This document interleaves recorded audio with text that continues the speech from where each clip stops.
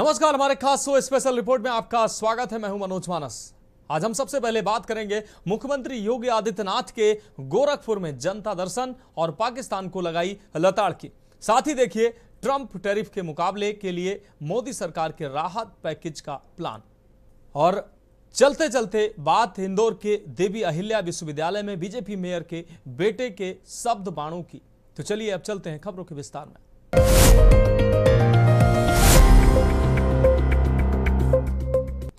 तो special report में पहली अहम रिपोर्ट का रुख कर लेते हैं। गोरखपुर प्रवास के दौरान मुख्यमंत्री योगी आदित्यनाथ ने लगातार दूसरे दिन गोरक्षनाथ मंदिर में जनता दर्शन का आयोजन कर लोगों से मुलाकात कर उनकी समस्याएं सुनी। साथ ही एक कार्यक्रम में उन्होंने पाकिस्तान को जमकर लताड़ भी लगाई। ये खास रिपोर्ट देखिए। शुक्रवार सुबह जनता दर्शन में सीएम योगी ने समस्या लेकर आए लोगों से आत्मीयता से संवाद करते हुए कहा, घबराइए मत, आपकी समस्या का प्रभावी समाधान सुनिश्चित कराएंगे। सरकार सबकी समस्या दूर करने को संकल्पित है। जनता दर्शन में मुख्यमंत्री ने पास में मौजूद अधिकारियों को निर्देशित किया कि हर पीड़ित व्यक्ति की समस्या पर संवेदनशीलता से ध्यान दें और उसका समयबद्ध व पारदर्शी निस्तारण कराएं। आपको बता दें कि गोरखनाथ मंदिर परिसर के महंत दिग्विजयनाथ स्मृति भवन के बाहर आयोजित जनता दर्शन के दौरान मुख्यमंत्री योगी आदित्यनाथ ने करीब 200 लोगों की समस्याएं सुनी और अधिकारियों को उसका समाधान करने के निर्देश दिए। जनता दर्शन में महिलाओं की संख्या अधिक रही। कुर्सी पर बैठाए गए लोगों तक मुख्यमंत्री खुद पहुंचे।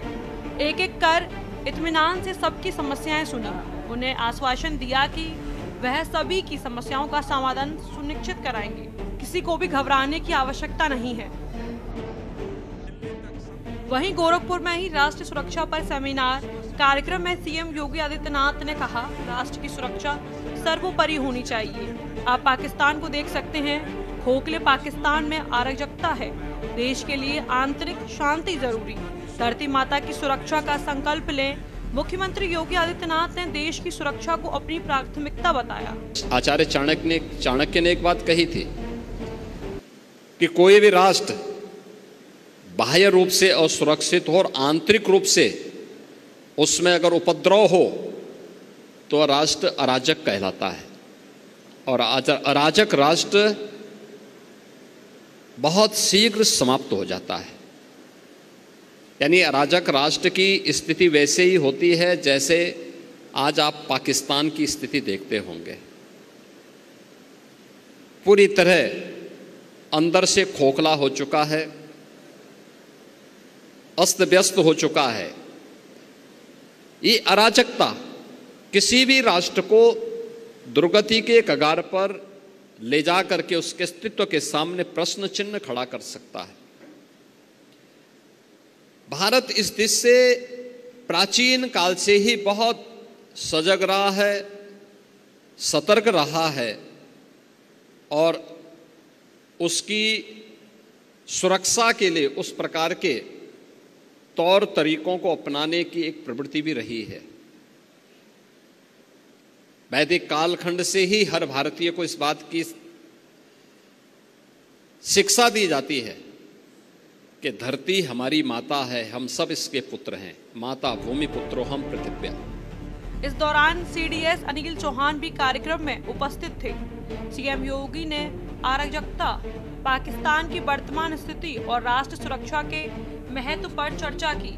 उन्होंने यह भी कहा कि देश की आंतरिक शांति और धरती माता की सुरक्षा हमारी जिम्मेदारी है। धरती हमारी माता है तो मां के साथ कोई भी सुयोग्य पुत्र किसी भी प्रकार की छेड़छाड़ और अराजकता को बर्दाश्त नहीं कर सकता है। कोई भी पुत्र नहीं कर सकता है। अगर भारत की आन मान और शान के साथ कोई दुस्साहस करेगा तो हर भारतवासी उठ करके खड़ा होगा। और यही तो प्रभु श्री राम ने हम सबको कहा था।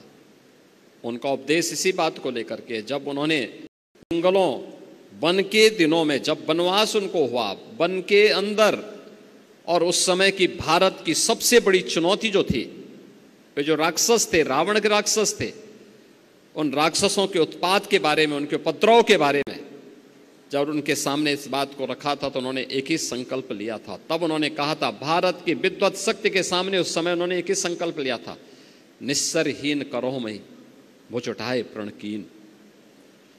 यानी एक ही प्रण किया था कि मैं इन राक्षसों को पूरी तरह समाप्त करके इस धरती को राक्षस विहीन करूंगा। ये राक्षस विहीन करने का मतलब उन उपद्रवी तत्वों को जो हमारी राष्ट्र की सुरक्षा में सेंध लगा रहे हैं, इनसे अपने राष्ट्र को मुक्ति दिलाऊंगा। यह संकल्प राम राज्य की आधारशिला बन गया। सीएम योगी इन दिनों लगातार जनता के बीच पहुंच रहे हैं। यही नहीं, वो गोरखपुर ही नहीं, जहां भी जिस जनपद में आते हैं जनता को विकास की सौगातें दे रहे हैं। स्पेशल डेस्क के न्यूज़ इंडिया।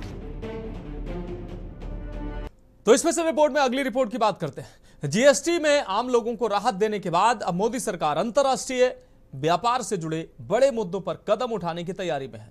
सरकारी सूत्रों की माने तो केंद्र सरकार जल्द ही अमेरिकी राष्ट्रपति डोनाल्ड ट्रंप द्वारा लगाए गए भारी भरकम टैरिफ से प्रभावित निर्यातकों के लिए विशेष राहत पैकेज का ऐलान कर सकती है। ये खास रिपोर्ट देखिए।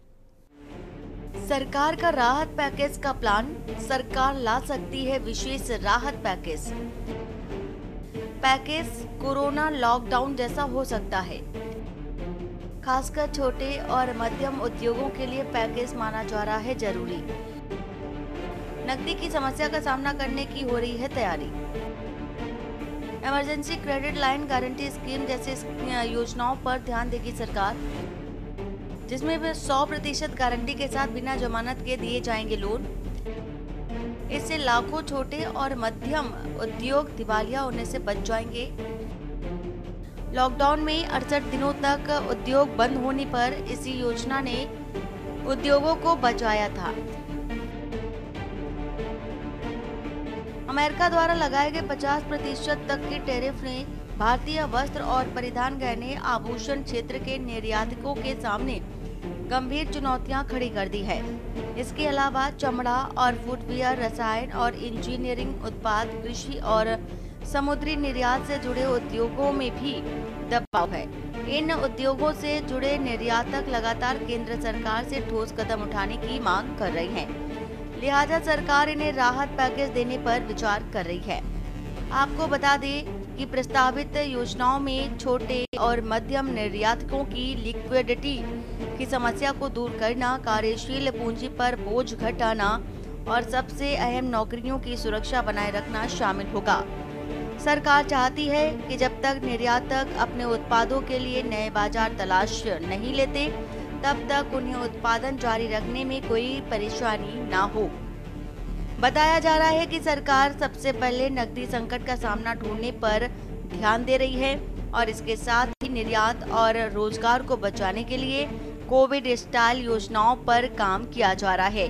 ट्रम्प के टैरिफ के कारण कई तरह की समस्याएं सामने आ सकती है, जैसे भुगतान में देरी, माल के समय पर आपूर्ति न होना या ऑर्डर रद्द होना। फिलहाल सरकार का उद्देश्य है कि नई मार्केट खोजे जाने तक निर्यातकों को ऑपरेशन जारी रखने के लिए आवश्यक राहत दी जाए। आपको बता दें कि जीएसटी काउंसिल की 56वीं बैठक में लोगों को बड़ी राहत देने का फैसला लिया गया। अब देश में सिर्फ 2 जीएसटी स्लैब होंगे, जो 5% और 18% होंगे। केंद्र सरकार ने 12 और 28% के जीएसटी स्लैब को खत्म कर दिया है। इससे बड़ी संख्या में चीजों के दामों में कमी आई है। हालांकि विलासिता और हानिकारक वस्तुओं के लिए एक अलग स्लैब को मंजूरी मिली है, जो 40% का है। काउंसिल की बैठक में लिए गए सभी फैसले 22 सितंबर से लागू होंगे, यानी कि इस तारीख से तमाम चीजें सस्ती हो जाएंगी। The long pending inverted duty structure problem is getting corrected for the man-made textile sector by reducing GST rate on man-made fiber from 18% to 5% and man-made yarn from 12 to 5%. So that will take care of every anomaly that was there in terms of inversion that's getting sorted out. So this actually gives effect to government's objective of the fiber neutral policy. So that's really getting seen in our action today. We are also correcting the inverted duty structure problem in fertilizer sector by reducing GST from 18% to 5% on sulfuric acid, nitric acid, and ammonia, which are very important for the fertilizer sector. Renewable energy is the next. Reduction of GST from 12 to 5% on renewable energy devices, parts for their manufacture, such as biogas plant, windmills, wind-operated electricity generator, waste-to-energy plants, devices, PV cells, whether or not assembled in modules or made up in panel, solar cookers, solar water heaters and systems and so on. सूत्रों के हवाले से बताया जा रहा है कि package कोविड-19 महामारी के दौरान एमएसएमई की सेक्टर को दिए गए 20 लाख करोड़ रुपए के राहत पैकेज की तर्ज पर तैयार किया जा रहा है। उस समय जिस तरह उद्योगों को सहारा दिया गया था, उसी तरह से यह कदम निर्यातकों को मुश्किल दौर से निकालने में मददगार साबित हो सकता है। इसके तहत सरकार एक्सपोर्ट प्रमोशन मिशन पर भी काम कर रही है, जिसका ऐलान इस साल के बजट में किया गया था। इस मिशन का मकसद भारत के निर्यात को वैश्विक स्तर पर प्रतिस्पर्धी बनाना और नए बाजारों में भारतीय उत्पादों की मौजूदगी बढ़ाना है। जब अमेरिका के हाथ से निकल गया था चीन, 1950 के दशक की शुरुआत में अमेरिका और चीन के रिश्ते पूरी तरह से बिगड़ गए थे। साल 1949 की चीनी क्रांति में थी, जब माओ त्से तुंग की कम्युनिस्ट पार्टी ने सत्ता संभाली। वॉशिंगटन को उम्मीद थी कि चीन एशिया में उसका साथी बनेगा और बाकियों पर नजर रखने में मदद करेगा, लेकिन बीजिंग का झुकाव सोवियत संघ की तरफ हो गया, जो वॉशिंगटन का सबसे बड़ा दुश्मन था। इसी को अमेरिका में कहा गया हु लॉस्ट चाइना, यानी कि चीन आखिर हाथ से निकल गया।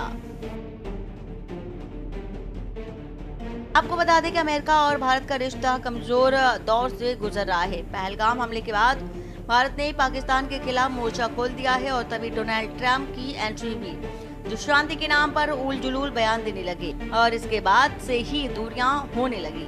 बची कुची कसर ट्रंप के टैरिफ वॉर ने पूरी कर दी। अब दोनों देश वाकई दूर दिख रहे हैं, यहाँ तक कि लंबा तनाव भुलाकर बीजिंग और दिल्ली साथ दिखने लगे। बताया जा रहा है कि लगभग 8 दशक पहले चीन भी इसी तरह वॉशिंगटन के हाथ से निकल गया था।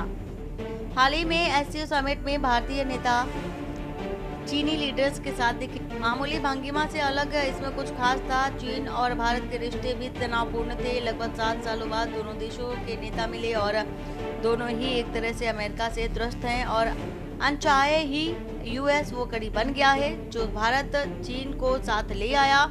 रूस पहले से ही दोनों का दोस्त है और अब चर्चा हो रही है कि तीनों मिलकर अमेरिका की जरूरत को खत्म कर सकते हैं। अमेरिकी तकनीकी, अमेरिकी बाजार और अमेरिकी विदेश नीति, अगर ये तीनों ही कमजोर पड़ जाएं तो अमेरिका एक देश बतौर कमजोर हो जाएगा। स्पेशल डेस्क के न्यूज़ इंडिया। तो फिलहाल स्पेशल रिपोर्ट में वक्त एक अहम ब्रेक का है। ब्रेक के बाद अगली रिपोर्ट का रुख करेंगे।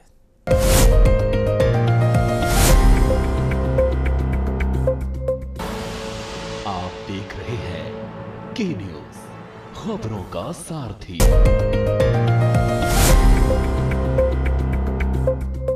तो स्पेशल रिपोर्ट में अब बात अगली रिपोर्ट की करते हैं। इंदौर महापौर पुष्यमित्र भार्गव के उस समय होश उड़ गए जब भरे मंच पर चढ़ते ही उनके बेटे संघमित्र भार्गव ने बेबाकी और बेखौफ होकर भारतीय रेलवे की एक एक पोल खोलकर उपस्थित जनों के सामने रख दी।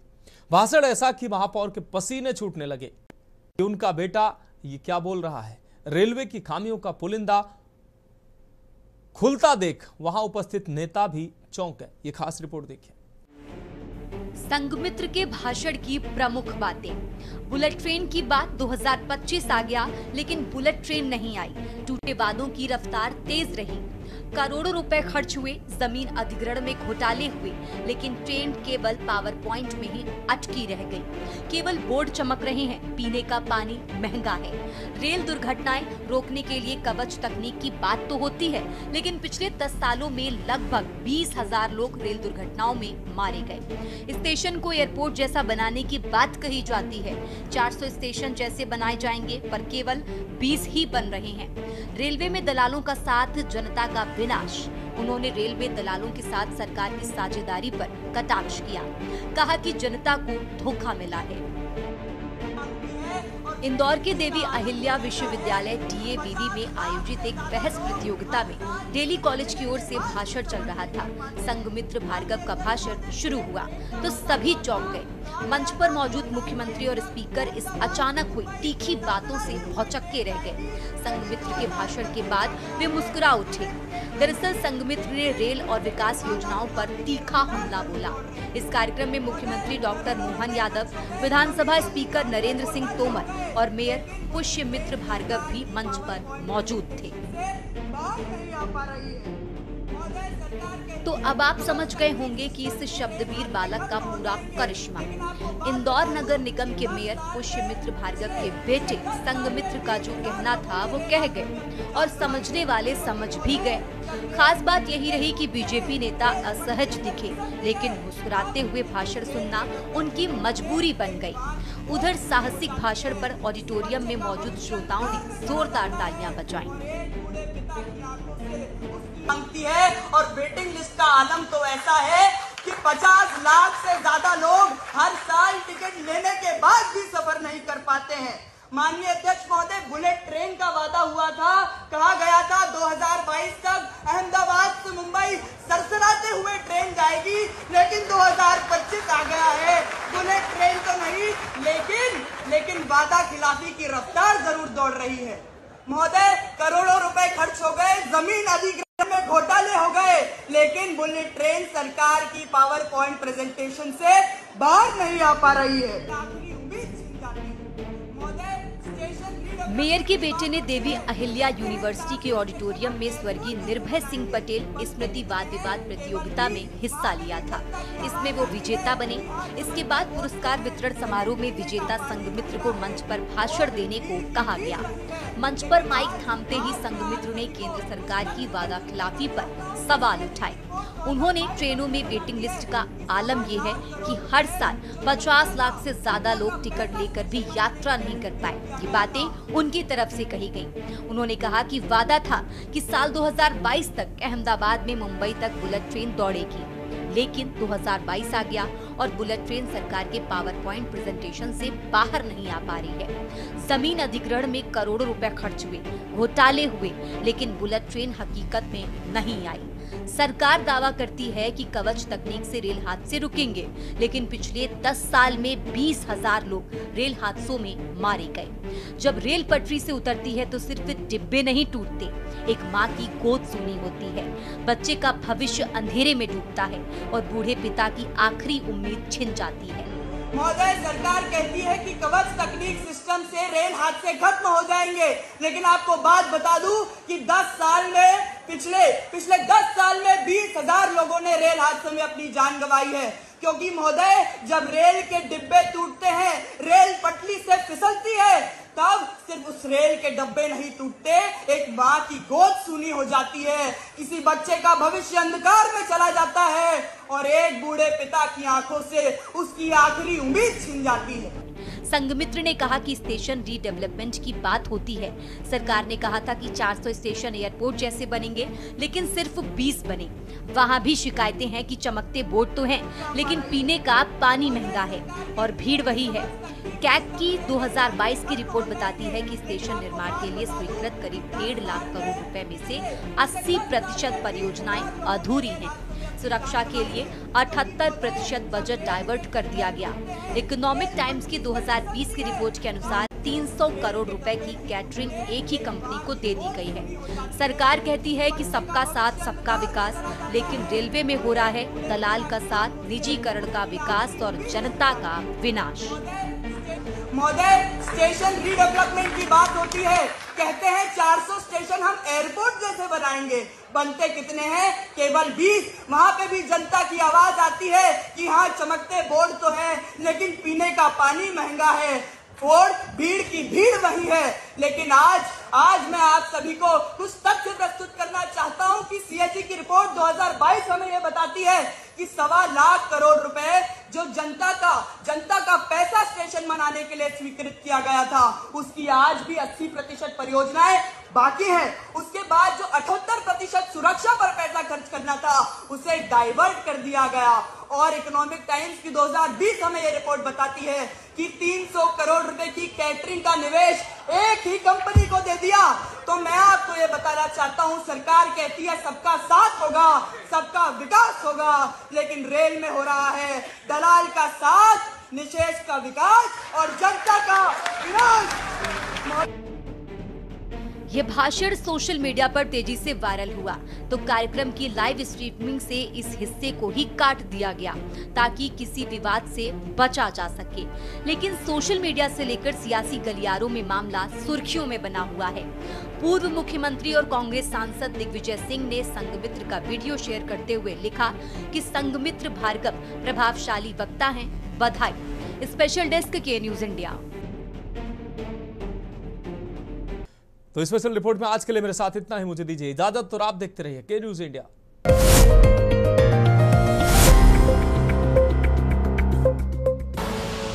आप देख रहे हैं के न्यूज, खबरों का सारथी।